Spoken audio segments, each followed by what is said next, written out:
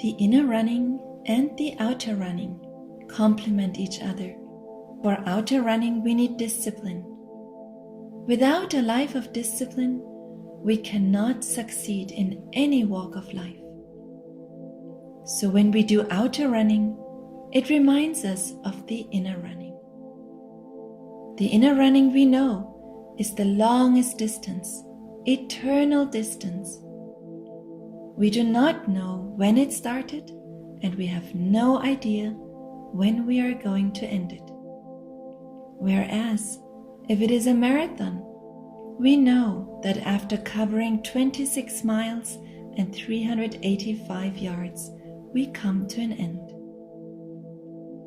For outer running, we need a life of discipline, endurance, and patience. So many things which are good. In the spiritual life, also, we need many things. We have to conquer our fear, doubt, jealousy, insecurity, and so on. So we feel that one is helping the other. Early in the morning, if I have freshness in my mind, and if I have sound health, then I will be inspired to pray and meditate. If I do not have good health, then I'm not going to get up and pray and meditate.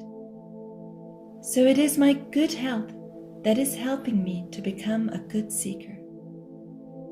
Again, if I am a true seeker, then I will try to do something for mankind on the physical plane. If I love God the Creator, I must also love God the creation. Otherwise, what kind of love is it?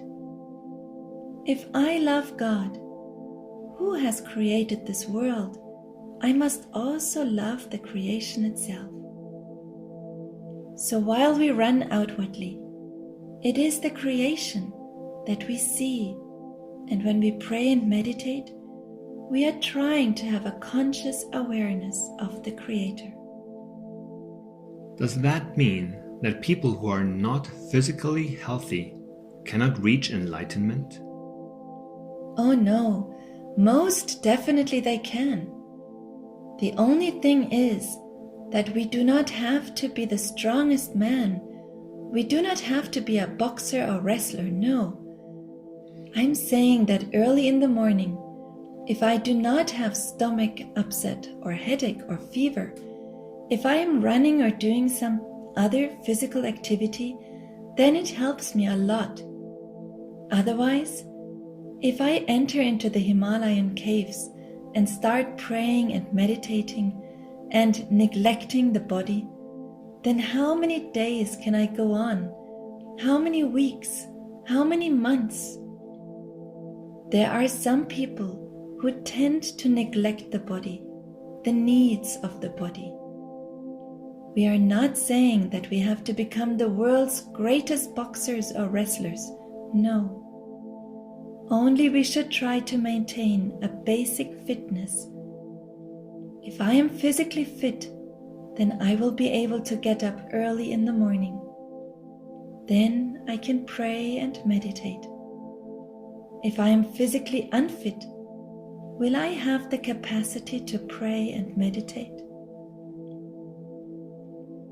I have heard from some teachers in the Shankaracharya tradition that yoga asanas are good because they lower the metabolism of the body and help lay the foundation for meditation. But running or Western sport would seem to be in the other direction. You do not see it in this way? No. Because I have practiced these things. It is only that Hatha Yoga is an Indian way of thinking, and there was a time when whatever the Westerners did was very bad, and whatever we Indians did was always good.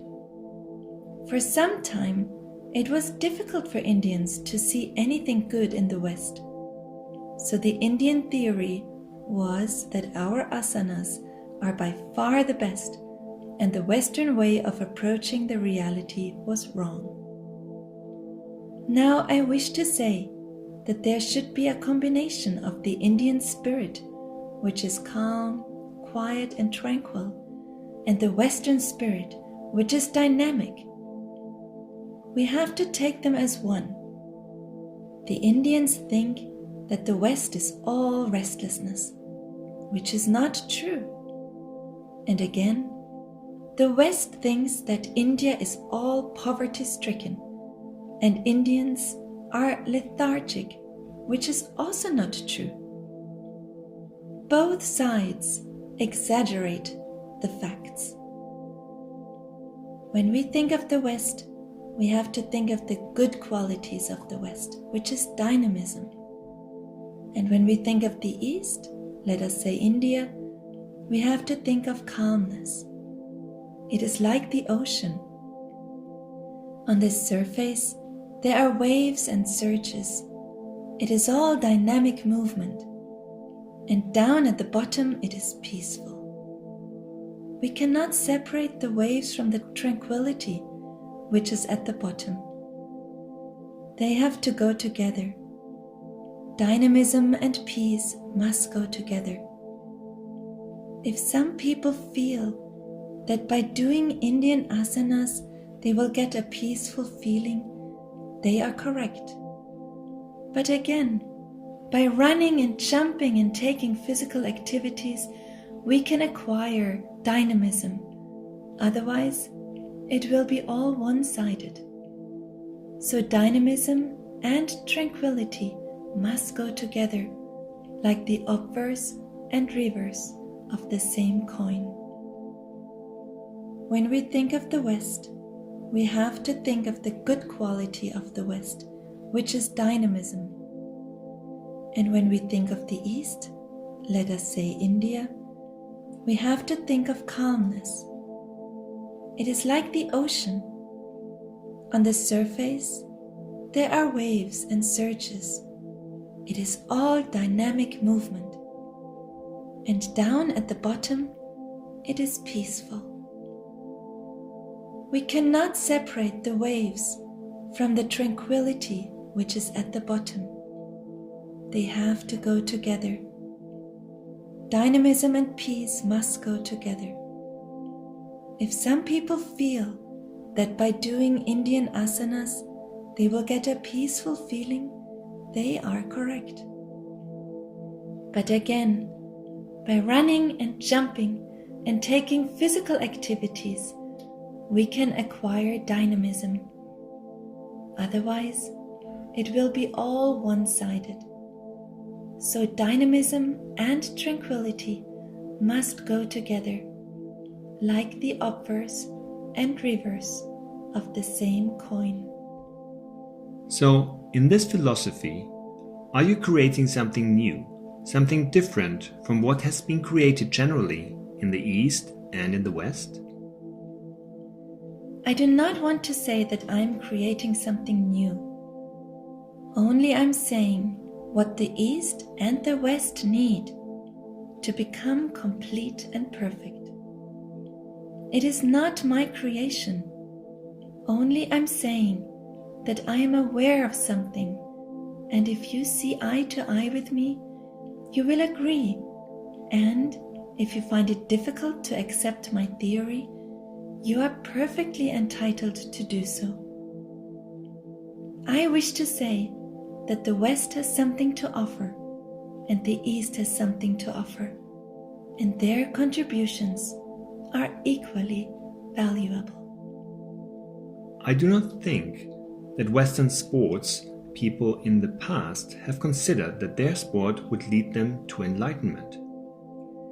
No, I'm not saying that. Sports only will help. We have to know how much importance we're giving to sports. Our goal is not to be the world's greatest athlete. Our goal is to have physical fitness, and for that only, the amount of sports, of running, jumping, throwing, or tennis, that is necessary we shall do. Not to neglect the body as such is our aim. If we pray and meditate soulfully, How can we neglect the body? It is one of the 5 members of our family: body, vital, mind, heart, and soul. We shall pray with our heart, we shall meditate, and then, when activity is demanded of the body, we shall not neglect it. We have to give due importance to each member of our family. If we pay attention only to one member, then will not the others feel sad? If a father has 5 children, he has to pay attention to all the 5. How do you see the new movement in the West towards the merging of scientific principles like the quantum theory with the ancient Vedic traditions or understanding of enlightenment? Unfortunately, science is not my forte. I'm totally ignorant of scientific developments. Since I know nothing about science, it would be the height of folly on my part to say anything about it. Only I know a little about the inner life, being a God lover and truth seeker.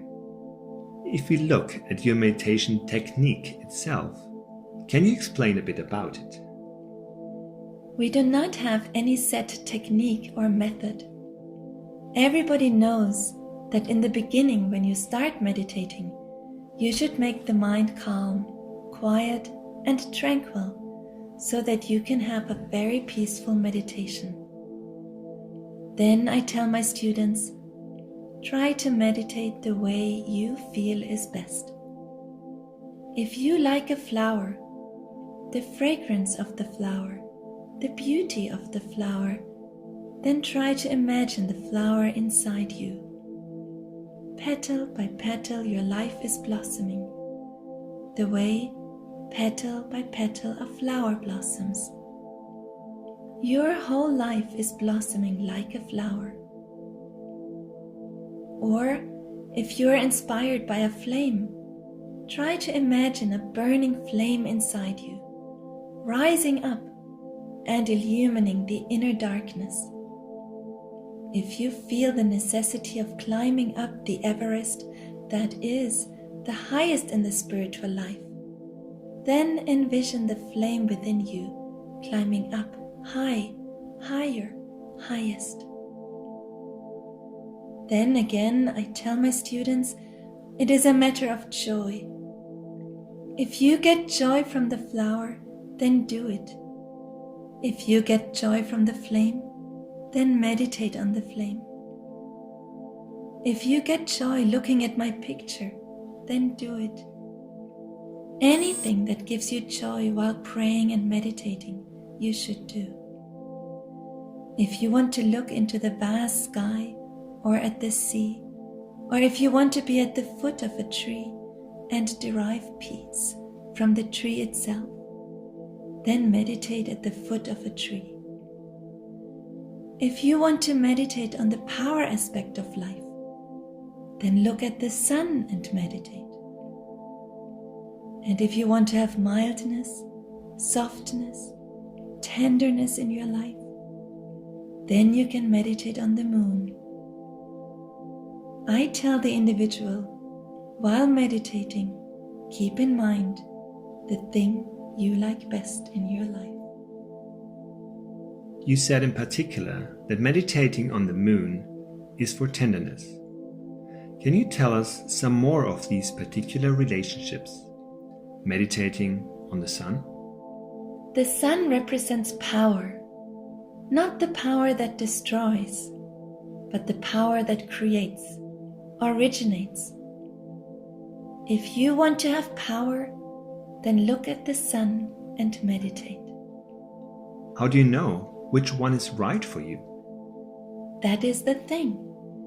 You have to choose the one that gives you the most joy. If you get power, are you getting more satisfaction? Or when you develop some sweetness, tenderness, fondness, is there more joy in your being? You have to decide. Then, as I said before, If the flower gives you more joy than the flame, then meditate on the flower inside your heart. If the flame gives you more joy, then meditate on the flame. And I tell my students, if my picture gives you more joy, then meditate on that. What will that effect be? I am saying that from the joy you are growing. Just from the joy? Joy expands. You look at the flower, and then the beauty and purity of the flower enter into you. Then, if you feel purity, on that day you will not indulge in impure thoughts, because already you have received purity from the flower.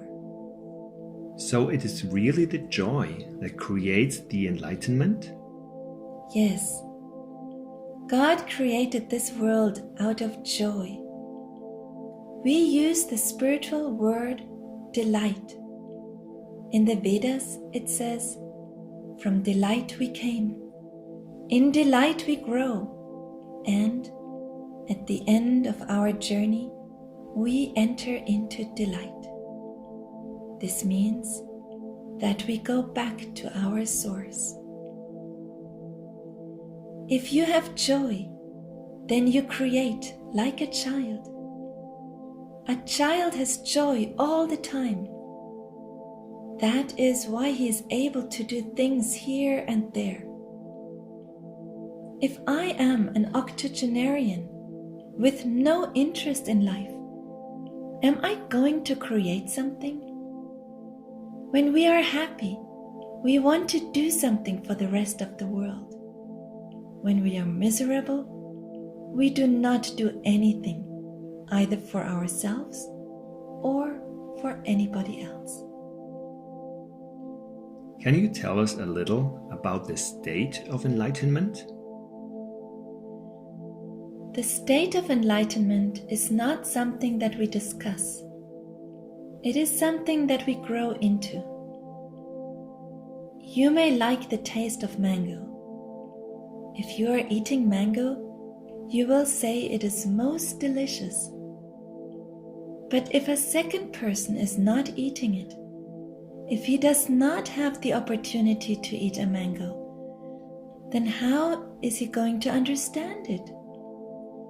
He sees how happy you are, but he is not eating it. Since he is not fortunate enough to have a mango, it will be sheer imagination for him to say it is like this, it is like this. It will be all mental. So, there's no point in talking about it before? It is a matter of belief. If I say that the mango is most delicious, then you will try to procure a mango and see for yourself. But if you do not believe me when I say that the mango is most delicious, if you say, "Oh no, he's telling a lie," then you will not try to obtain one. So first we have to believe. It is like a teacher and his students. If the teacher says he has seen the truth, then the students believe him. These people are my students. When I say that I have attained enlightenment, they believe me. By staying with me, they will be able to see whether I have attained enlightenment or not. If they see that I am a fake, then they will go away. So it is because of their belief in me that they have remained my students, and because of my belief in them as well, that they are sincere and genuine seekers. They believe in my realization, and I believe in their aspiration. So it is our mutual belief that keeps us together. Many teachers that have come out of the East don't particularly like talking about their past. In my case also, I always say that the past is dust. We are running towards the golden future. Today's goal will be only tomorrow's starting point. So why do I have to waste my time knowing who I was? The most important thing is what I'm going to become. If I think of my past, why limit it to 40 or 50 years ago? Why not a few centuries before? At that time, I was in the animal kingdom. Perhaps I was a lion or some other animal. Then, if you go back even further, I was in the mineral and plant consciousness. So now, will I get joy if somebody tells me, you were that particular tree? Or, you were that tiger or panther? Or if somebody says, no, you were a thief. You were a very undivine person in your past incarnation. Does it give me any joy? No. Even if someone says, you were a good person, a simple, honest person in your past incarnation, does it help me much? Goodness is one thing, but perfection is totally different. We have to have all-embracing good qualities. Then alone can we become perfect. So unless and until I have become perfect, I am not satisfied. I do not want to be satisfied with an iota of peace and bliss. I want to have an ocean of peace and bliss. I was not thinking so much of going that far back, but I was just thinking about your early days before you came to the West. I was brought up in South India in a spiritual community. Then, around the age of 11 or 12, I got my inner illumination. At that time, I developed free access to my inner pilot. You had a teacher? I had a teacher in those days. Sri Aurobindo was my teacher. I was at the Sri Aurobindo ashram for 20 years. But then, when I became fully aware of my inner realities and existence, the Supreme became my Guru. At first, Sri Aurobindo was in the physical body. Then he left the body in 1950.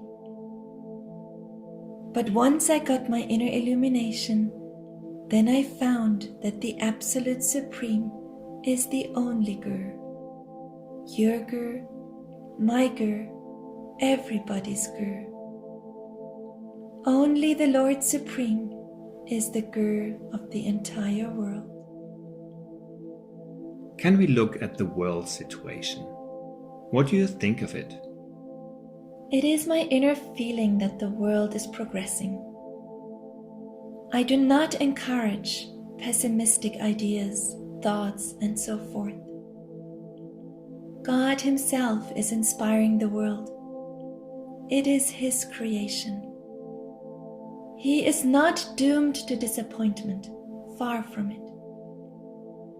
He looks at His creation and He sees that it needs encouragement, inspiration, and guidance. When we create something, we try to make it better and more illuminating and fulfilling. Even so, God has created His creation, and now He is trying to make it more beautiful, more fruitful. So the world is progressing. We are all trying to become better instruments of God. There are a lot of people who would suggest that the world situation is fairly tense right now. That story we have heard right from the beginningless past. 400 years ago, if you read any history book, you will see that they said the world was going to end and people were not nice. You can start even from the Vedic era. Everybody from the beginning of creation will say this world is not divine. All right, it is not divine.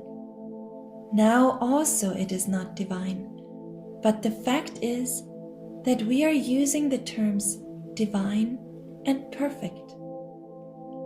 That means we have an inner urge to become perfect. When the very idea of goodness enters into our mind, that means we want to become good. Our philosophy is to move forward. Once a sprinter leaves the starting blocks, he does not come back. He has to go forward until he reaches the goal. But in the scheme of things, according to Vedic thought, we are in the Kali Yuga now. Is that not correct?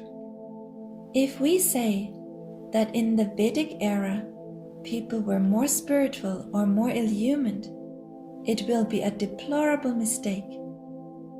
It is only that we get tremendous joy by saying that our forefathers were more spiritual.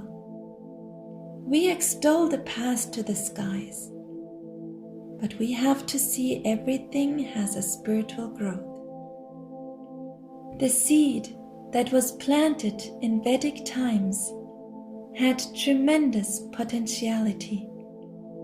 Gradually it became a tree, and now it is flowering with spirituality. Nothing is touching the abysmal abyss. Everything is going up high, higher, highest. If we see the bright side, the Vedic seers prayed and meditated. They gave us inspiration. Now in so many places people are praying and meditating. What does Kali Yuga mean then? It is all mental theory. When people are not aspiring, when the consciousness has descended, it is called the Kali Yuga. But I want to say, was there a time when the consciousness did not descend? In the Mahabharata time, 5,000 years ago, why did Sri Krishna have to fight against the Kauravas? He himself asked the Pandavas to fight against the wrong forces. So you see, even 5,000 years ago, there were undivine elements in the world. And if you can be aware of the Satya Yuga, the golden age, you will see that there were countless undivine people on earth at that time. Our goal is not to look behind, not to enter into the past. Our goal is in the future, in the eternal now. Yesterday, I was crawling. Then I started walking. A few times I fell down. Then I began running. Now, will it help me to remember that I crawled? No. The only thing that will help me is to think, I am a runner. I want to be a better runner. I want to be an excellent runner.